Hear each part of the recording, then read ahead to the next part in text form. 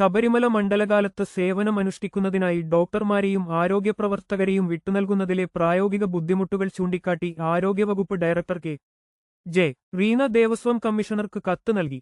മണ്ഡലകാല ഡ്യൂട്ടിക്കായി എത്തുന്ന ജീവനക്കാർക്ക് ശബരിമലയിൽ മതിയായ താമസ, ഭക്ഷണ സൗകര്യങ്ങൾ ലഭ്യമല്ലെന്നും യാത്രാപഥ അനുവദിക്കുന്നതിൽ കാലതാമസം നേരിടുന്നുണ്ടെന്നും കത്തിൽ പറയുന്നു.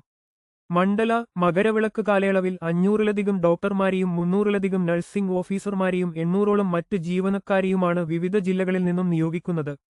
കൂടാതെ ആരോഗ്യ വിദ്യാഭ്യാസ വകുപ്പിൽ നിന്നും 100-ഓളം ഡോക്ടർമാരെ വിട്ടുനൽകുന്നുണ്ട്. ഇത്തരം നടപടികൾ ആശുപത്രികളിലെ ദൈനംദിന പ്രവർത്തനങ്ങളെയും രോഗീ പരിചരണത്തെയും ബാധിക്കുന്നുവെന്നാണ് ആരോഗ്യവകുപ്പിന്റെ വിലയിരുത്തൽ. അതിനാൽ ദേവസ്വം വകുപ്പ് സ്വന്തമായി പ്രത്യേക ആരോഗ്യസംഘത്തെ കണ്ടെത്തി നിയമിക്കണമെന്ന് ആരോഗ്യവകുപ്പ് ആവശ്യപ്പെട്ടു. വിഷയം സർക്കാരിന്റെ ശ്രദ്ധയിൽപ്പെട്ടിട്ടുണ്ടെന്നും ചർച്ചയിലൂടെ പരിഹാരം കാണുമെന്നും Travancore Devaswom board president K. Jayakumar വ്യക്തമാക്കി. വാർത്തകൾ വേഗത്തിൽ അറിയാൻ ഞങ്ങളുടെ ചാനൽ സബ്സ്ക്രൈബ് ചെയ്യുക.